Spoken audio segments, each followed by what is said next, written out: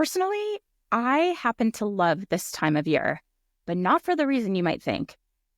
Definitely not for the holidays, because I find the holidays to be very stressful, especially as a mom, trying to make things magical and figure out presents. And, we end up hosting and cooking a lot. And it just feels a little bit kind of pressure and chaos, just the nice balance of pressure and chaos. But what I love this part of the year for, this time of the year, is for end of year planning. I get so excited about planning for the new year. I have created a process that I run through. I have run through this with my husband. We have tried to run through the process with our children, who found it to be very annoying, but I thought it was cool, planning the year with the kids. I want to share my end of year practice that I use to set myself up for a fulfilling and successful year. And I love the fact that it tends to be a bit more quiet around the holidays. Most people take off the week between Christmas and New Year. And we actually will be traveling around that time, but typically we don't go too far. Our families are all local. So we are not going away on big, long trips. We kind of use the quiet to wrap up the year strong and to implement this practice, the end of year wrap up. So I'm going to dive into what I do to get ready to kick off the new year so that I can step into it with excitement and clarity and purpose. And I have a cool thing for you. We have created a companion notebook or workbook for you to use. And it includes prompts, questions to ask you yourself to really reflect on the year that just passed and what you're excited about for the new year. You can grab that for free at generationacademy.com/end of year. Stop and grab it right now. And we'll have a link in the show notes so that you can easily access that.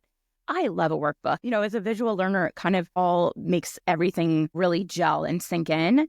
And it gives me that kind of prompt to walk through what I've just learned and to apply it right away. Because if you are driving in the car, you're going on a walk and you're listening to me and you get back to your desk or somewhere where you want to actually do these things, it's hard to remember what I talked about. So consider this podcast almost the companion to the workbook. And I will walk you through how I set up the end of the year and how you can do the same with our workbook we provided. And it really is kind of a 3-step process. The very first thing is I want to go in to the new year light and not weighed down by any of the things physically or mentally that might have been weighing on me in the previous year. So we start by lightening our load. And there's something really powerful about shedding something that is weighing you down before the year begins. And you could think about this a couple different ways. I love using holiday downtime to clean out my closet, donating clothes that I don't wear. Now you have like a full calendar year to look back and say, did I actually wear this? I had the opportunity to wear this at I bought it for a holiday party and I went to a couple holiday parties and I didn't pick it up. Maybe I'm done with this. And think about it in terms of donating the clothes you don't wear, because it will free up space. It will make your closet feel a lot more light and fresh, and you won't walk in there and just feel every day you're starting with like this heaviness of all this stuff jammed in there. And I personally happen to have an extremely small closet, very small, especially by women's standards. And I have maxed out every square inch and with hooks and whatever I can do, like double hangers for, tops and skirts that match, clips and things to try to optimize. I have ended up kind of extending my closet into my son's rooms because, let's be real, they don't have that many things that they wear. Gray sweatpants, gray t-shirts. There's not a lot of variety there. So they have great closets and I have my overload going in there, but I still feel like it's pretty heavy. And it does feel really nice to start the day and walk into your closet and feel like that has a lightness to it. And it feels really amazing when you're able to take those bags of clothes that are perfectly wonderful, but they're just not for you anymore, and give those to someone in need. And it's also a great way to get an end of year tax write-off. If you give it to the Goodwill, make sure you get a receipt. You can do a certain amount of deduction with your taxes for each bag or each type of item that you turn in. So keep that in mind, get that receipt because it will come in handy during tax time. The other thing is try to get to inbox 0. I know for some people, the ones that have that like 28,000 emails with the little alert, if I had that at all times, it would make me crazy. I don't like to see alerts. I want to clear them as fast as possible, which is good and bad. I'd say it is bad when those alerts distract you from deep work or focused work that you're really into in the moment, and it kind of takes your attention somewhere else. But if you can get to inbox 0 and get rid of unnecessary emails that are just sitting in there waiting for you to handle, you're probably giving it more thought than it would actually, the time it would actually take to reply to those emails. Unsubscribe from spam. I try to make a little game for myself, and I have a filter in Gmail that will take any email that says unsubscribe and put it in a folder. And those are typically marketing emails, promotional emails, probably for things that I don't need to buy anyway. So I will go through that folder, and every day I will unsubscribe from 10 of those unnecessary emails. And you might have noticed this too. Anytime you go to a new website, if the website happens to be on Shopify and you've ever shopped a website on Shopify, for some reason, now they have your information when you go to someone else's site, and it will subscribe you to that new company's newsletter. And I didn't sign up for this. I didn't want this. Why are you sending me newsletters all of a sudden and promotions? I just visited your website. I don't need to be like a permanent member of your tribe. Like, no, thank you. I delete those right away. And one of the great things about this is you will find yourself spending less money and also less time just weeding through all of that. Maybe just take 2 minutes right now, create a folder called promotions. That's what I call mine. And set the parameters that any email that says unsubscribe will go in there. And you can peruse it and just get rid of them, but it'll eliminate all of that clutter in your inbox. So think about creating folders, whether it's client folders, putting those emails that might be sitting in your inbox into the folders so you can reference them, but they're not weighing you down, and give yourself that gift of a fresh start in your inbox. I also always keep digital receipts in a folder that says personal, so that if I ever need to reference anything that's about something personal, an event I signed up for, something I bought with a receipt, it will be in that folder and you can search it. And I have found old receipts that way. I have found old tickets that way, something I need to reference, but it's always going to be in the personal folder. So it's out of my inbox. And similarly, clean out your car, clean out your purse. I try to clean out my purse once a week. I tend to switch bags a lot. I have usually a very small bag, so I don't have a ton of things, but I do that as a regular practice so that it doesn't get messy. Clear your desk. I've heard, a messy desk is a sign of a creative mind. I think a tidy space equals a clear mind. And candidly, my space is a huge work in progress. I am trying to get more things out than are actually coming in, which requires two things. It requires me to declutter, and it requires me to bring in fewer things in the house. And so I am working on that. I have piles. I really don't want to have piles, but I know where everything is. I am working through my piles, and I love the holiday time to be able to really go through things and have that end of year donation, getting that receipt as a motivator to keep my space tidy. And you will feel a boost in productivity. You will feel lighter and fresher. It's just when you walk into a room and there's clutter, it feels heavy.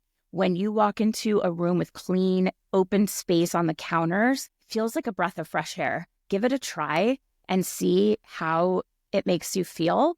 But for me, it's like a mood booster, and it makes me feel like I have my shit together, honestly, when my stuff is like clean and organized. Or someone gets in my car and I'm not like, I'm so sorry that there's junk everywhere. Every time I pump gas, I take all of the empty bottles and wrappers, I throw them in the garbage, and I have my dog fur and things like that are kind of making the car messy. So I will vacuum it and, just take a little bit of time to do that. The other thing that I like to do is get files, bills, mail. Hopefully you don't have mail that's just sitting around. You want to organize, declutter, and make sure everything is where it should be. So I have a tax-related folder for all papers, which could be, 1099s that come from clients or any donation that I've given that has a receipt for that, or any other receipts that might be for purchases for my business.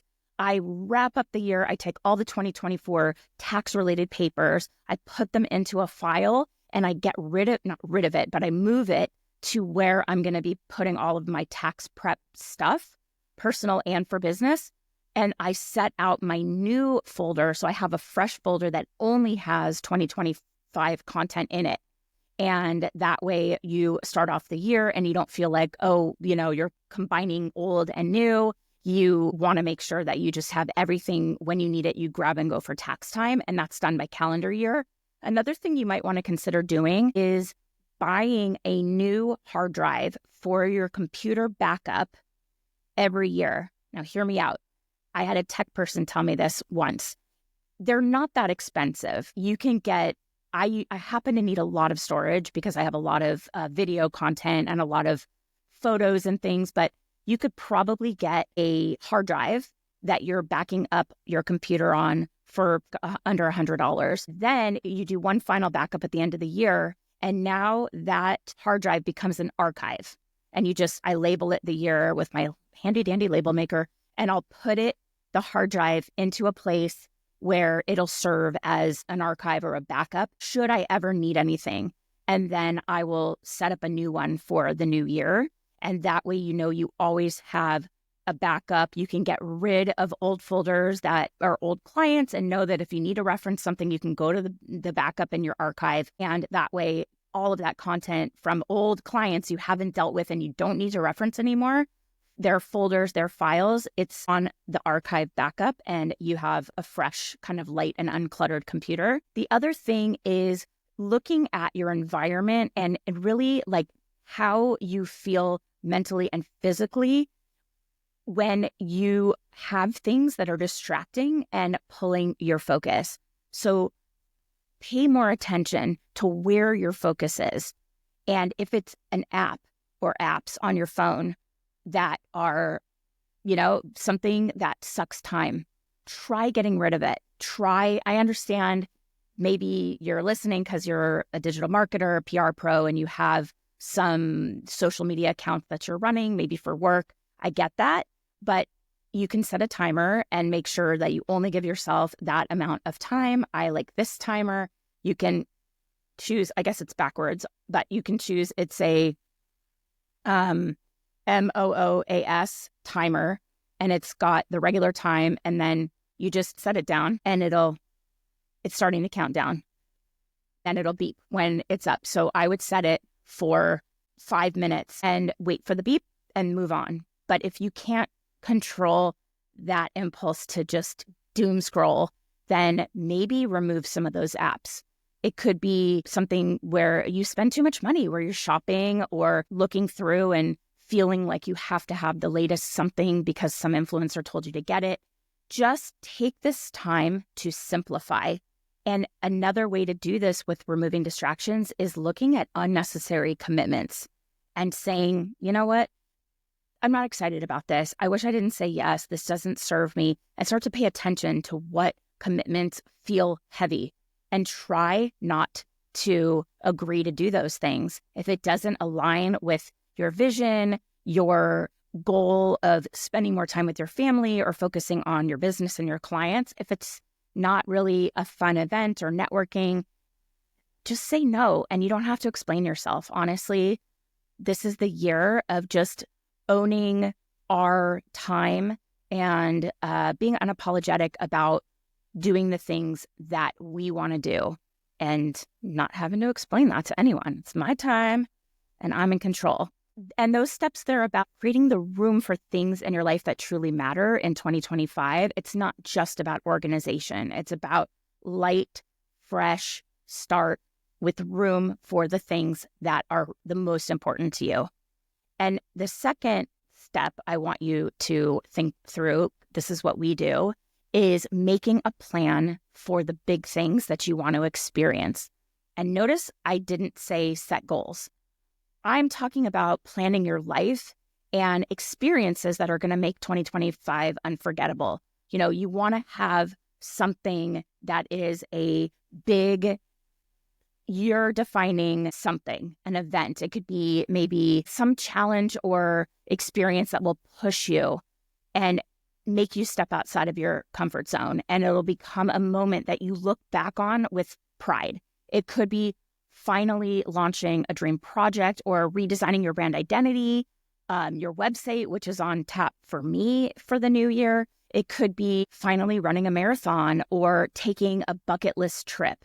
You want to make it bold, exciting, and meaningful, and look at it like you're committing to doing this big thing that will be memorable, that will define the year, and you will be really glad that you planned in advance so that whatever you need to do in advance, like training for a marathon, or for me, did a endurance challenge several years back where I climbed this mountain in Utah, Snow Basin. It's a ski resort. I climbed it so many times over and over again in the course of 36 hours, hiking at night with a headlamp, all the things. It was the equivalent to summiting Everest. So you do it over and over and over. And it's crazy. And I can't believe I did the equivalent of Denali, 21,000 vertical feet. Everest would have been 3 more ascents than what I did. I did 9. Everest was like 12, I think. So that was huge, majorly outside of my comfort zone. But planning it is exciting. And I feel like when you have a big thing on your calendar, there's like multiple phases of excitement. It's the planning it and getting it on your calendar and getting excited about it. And then it's when it's coming up and you're thinking about, if you're going on a trip, what to pack and asking your friends for recommendations and things like that. And then when you're actually on the trip.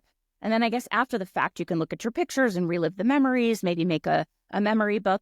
But all of that will give you a year-defining major event or major kind of accomplishment, like a bucket list trip or, scaling Everest in a very safe way, not dying on the side of a mountain. No, thank you. But that I will always remember as something that really took me out of my comfort zone and helped me grow as a person in doing something I never, ever thought that I would do. And the other thing is, you're planning that big year thing. So you get to say, okay, if I'm going to run this marathon, that's during a certain time of the year. You put that in your calendar and then you back into it in terms of what you have to do to plan.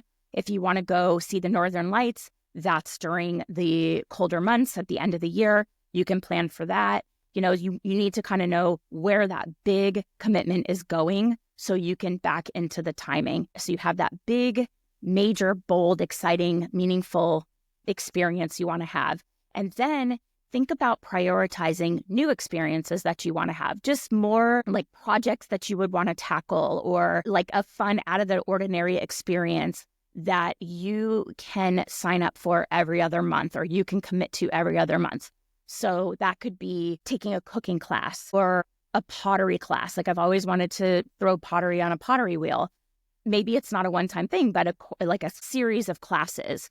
And you say, okay, for this 2-month period, I am going to do this thing. Maybe it's learning a new language or finally organizing all of your photos and creating a family yearbook, which I've been wanting to do for 15 years. My son is almost 15. It could be creating a meditation practice or, kind of planning, like playing the drums, which I have my drum kit back there and I haven't picked up drumsticks in quite a while.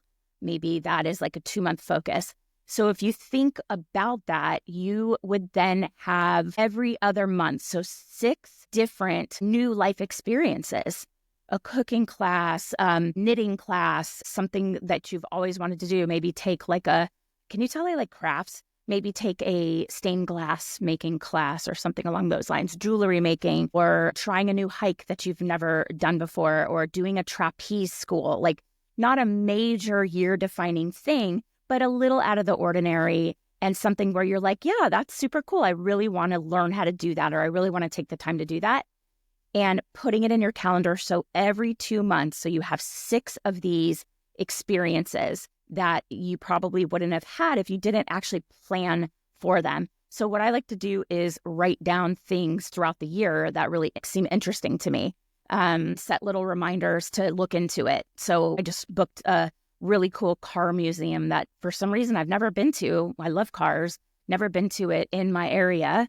And I invited my dad to come with us because he is an absolute lover of cars. He actually has been, and he said it's totally worth your time and he wants to go again. So we're going to go do that as a family. I just made a little note when I heard about it to look into it, and now it's booked. So I'm excited about that. And think about having 6 new experiences. If you want to do more too, but at least you have 6 that you planned every other month. The goal here is spending time to plan your life first, and then everything else fills in around it, rather than planning your work and planning everyone else's obligations for you and fitting your life around that. Think about that. Think about how much more meaningful, how much more impact you could have, or how much more you would get out of life if you actually planned your life first and everything else fills in around it. And another thing that I like to do is adopt a new habit or practice every month. If this is sounding familiar to you, it should if you follow Jesse Itzler. He is one of my mentors. He is actually the one who organizes, I should say, the 29029 Everest Challenge that I did. He is incredibly inspiring. He's the husband of Sarah Blakely, the founder of Spanx. Both of them are self-made billionaires. Like, what a power couple. Incredibly committed to family. And to me, it just resonates because it's that perfect kind of harmony between really kicking ass in work and being a really checked-in parent and having that really matter more than what you're accomplishing at work. That's what really is the important thing to me, right? And so I get Jesse's big-ass calendar, it's literally called the big-ass calendar, and you see the entire year at once. And you can put little Post-it stickers that fit exactly inside the calendar boxes and tell yourself, this is when I'm doing these things. And if something comes up, move it. But at least it's on there that you know you want to do it within this time period. So the third part of this is adopting a new habit or a new practice every month, but only one at a time until you are consistent. And that could be drinking more water or cooking healthy meals at home 3 times a week, making your bed every morning. Until recently, I didn't do that. Or maybe you do a 5-minute reset of your house every night and you get your family in on it. You put on music and you guys all work on getting the house tidy, wiping the counters, vacuuming the floors. In 5 minutes, if your whole family focused on it, it would be done and the house would look sparkling and fresh every morning when you wake up and get ready for the day, instead of coming down to dirty stains on the countertop and dirty dishes soaking in the sink, which to me is so disgusting. I realize that we'll put like water bottles or coffee mugs, not mugs, what are they? Travel, coffee thermoses. And they're perfectly clean in terms of the outside is clean.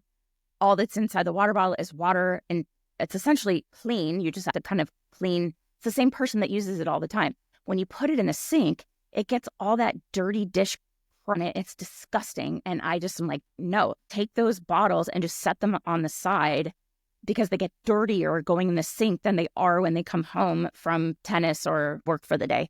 So just one simple habit where you do a 5-minute reset, let's say, or my current one I'm working on is 10,000 steps every day. I have a walking pad under my desk. I just pull it in and out, and the desk has a little lift up, like I have my computer, my monitor, everything, and you just lift it up.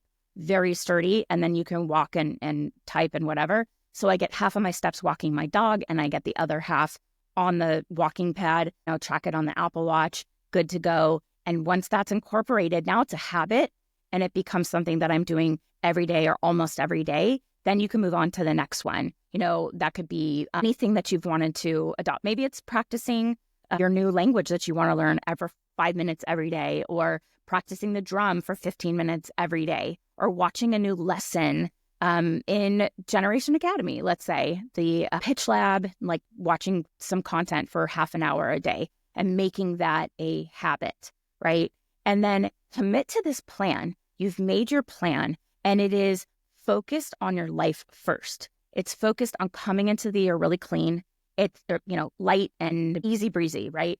getting rid of things that no longer serve you, whether that's commitments, whether that's clients, honestly, or sometimes relationships. Think about the relationships that have weighed you down. We have a lot of these questions that you can reflect on more than what I'm talking about here in the workbook. And I will say, do not get bogged down in having to answer every single question. Answer the ones that really resonate with you, or where you really feel like, I've never done this exercise before. Maybe it would benefit me to take some time to actually answer this question. Like, for example, what activities, people, or projects consistently drained energy from my life this year? Did I allow these energy drainers to persist, or did I manage them in real time? And the goal here is spending less time on this in the new year.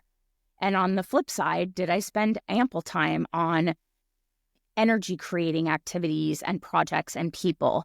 Looking at those questions and saying, you know what, I've never actually looked and answered that. Let me answer that one. And some other ones you're like, I don't need this. It doesn't really apply to me.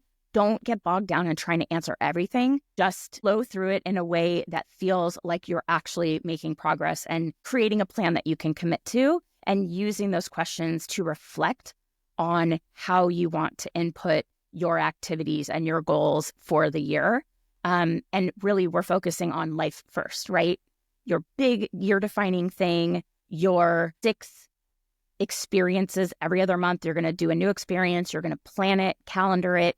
Even if you don't know what yet, put those Post-its on your calendar or block out the time, and then decide later on what you would want to do. And maybe you change the days, but now you have carved out the time. It is in your calendar to figure out what that new experience is. So you're writing it down.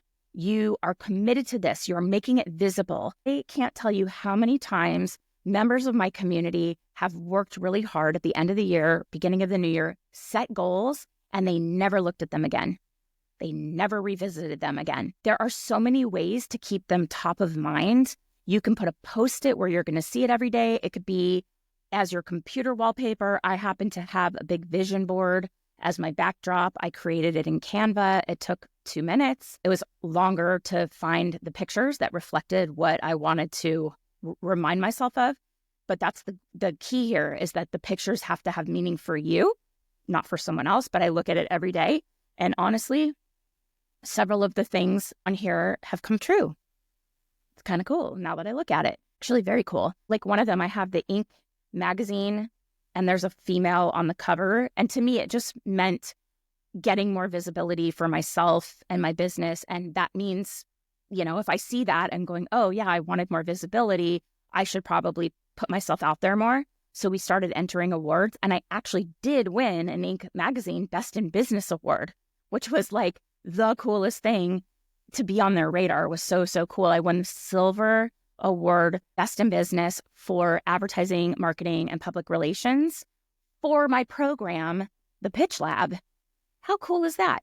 And it really was because of the members sharing their wins and me sharing the impact that these programs have had in this area, in our community.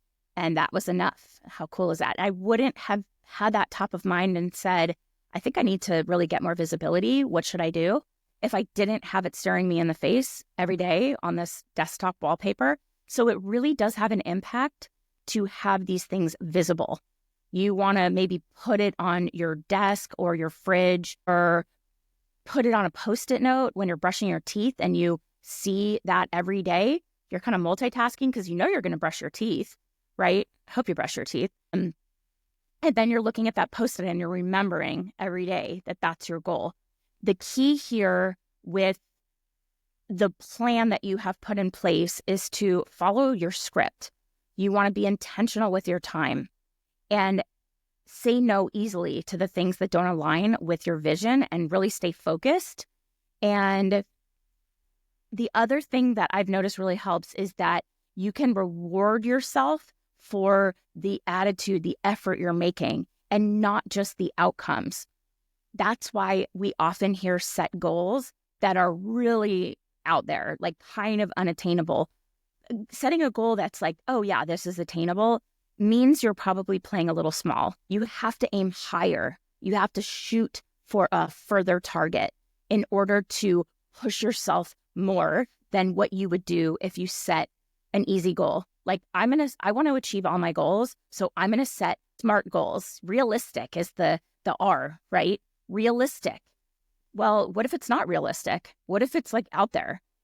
And the key here is not to accomplish the goal. It's not about the outcome. It's about that effort. And you're making that extra effort that you wouldn't have made if you set a safe goal. So don't focus on the outcome as something that defines you in any way. You want to reward the attitude, the effort that you're making, and realize that a bigger goal, even if you don't achieve it, is going to push you outside of your comfort zone and make you perform or think a little differently than if you set a safe goal.